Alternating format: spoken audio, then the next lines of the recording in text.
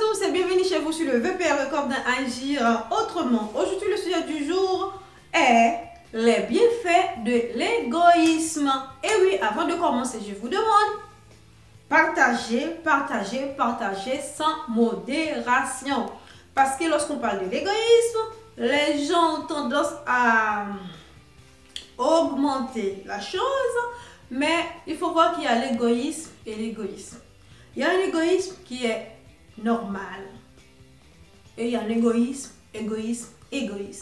Point d'interrogation. Donc, mes amis, les bienfaits de l'égoïsme normal, l'égoïsme de survie est, premièrement, s'aimer soi-même et protéger vos intérêts par rapport au groupe. Deuxièmement, il faut prendre du temps pour vous. Faire de toi le centre de votre vie.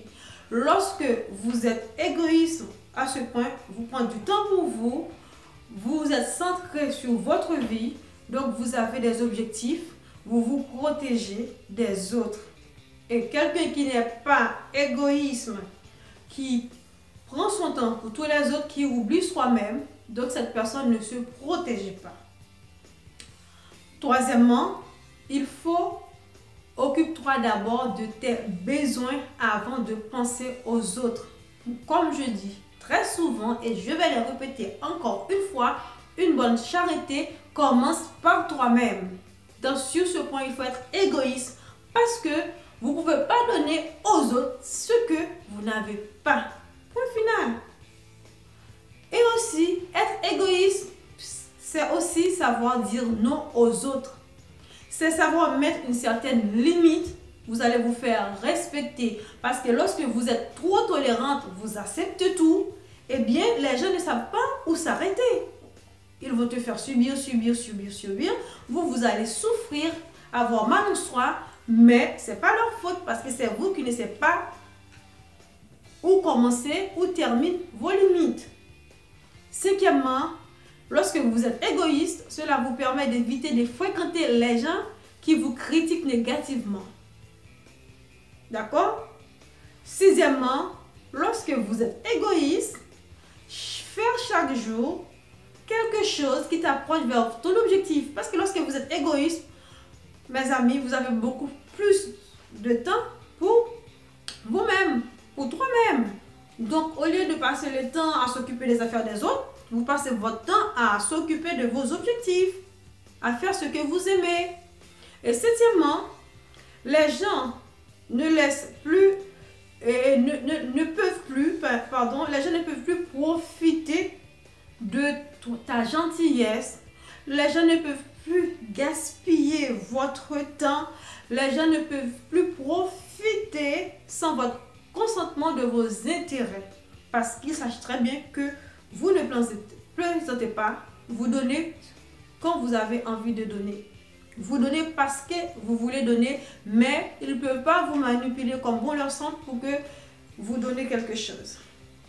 Huitièmement, être égoïste aussi, ça vous permet de faire des choses qui vous rendent heureuse. Ça vous permet aussi d'éviter les distractions non choisies. C'est-à-dire, vous êtes chez vous, vous êtes en train d'étudier vos leçons par exemple, vous faites votre devoir.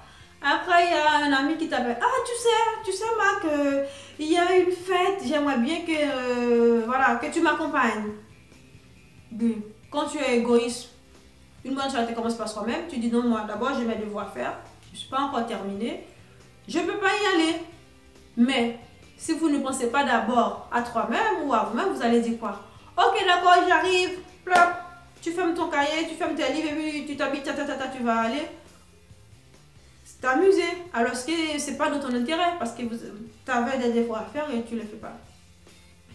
Et aussi, dixièmement, mes amis, pour terminer, lorsque vous êtes égoïste, cela vous permet de sélectionner vos amis, vos collègues de travail. C'est-à-dire, vous êtes avec des gens qui ont plus ou moins les mêmes points de vue, les mêmes objectifs que vous, au lieu d'être un peu partout à gauche et à droite. Donc, ça vous permet de sélectionner tout ce que vous avez à faire, tout en fonction de vos objectifs fixés. Donc, mes amis, être égoïste, c'est pas une chose forcément mauvaise. De temps en temps, nous avons besoin, même dans ce monde, nous avons besoin d'être un peu égoïste pour survivre. Et au plus aussi, lorsque vous êtes égoïste, bon, une énième chose, lorsque vous êtes égoïste, après, à long terme, vous arrivez à mieux aider les autres. Par exemple, vite fait, par exemple, vous avez de la famille au pays. Par exemple, moi je suis haïtienne, j'ai de la famille en Haïti, par exemple. Au lieu que je l'envoie, par exemple, des aides de 1, 2, 3 euros, 10 euros, 20 euros, etc., je peux travailler, me concentrer sur moi-même, voilà, créer une entreprise. Une fois que l'entreprise commence à bien fonctionner, je pouvais beaucoup les aider. Parce que par exemple, quand j'envoie 50, 20, 100 euros, ça ne va pas forcément aider la personne. Mais si je me concentrer sur moi-même, je travaille plus, j'ai créé une entreprise, à long terme, je vais pouvoir beaucoup plus les aider, et beaucoup plus, non pas seulement une personne ou deux personnes, mais 5, 6, 7.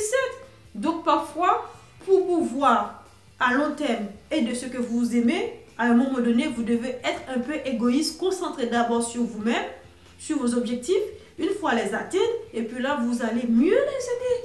Donc, être égoïste, mes amis, ce n'est pas forcément une mauvaise chose. Sur ce, je vous dis à très bientôt sur le VPL à Wake Up d'Agir Autrement. Partagez, likez sans modération.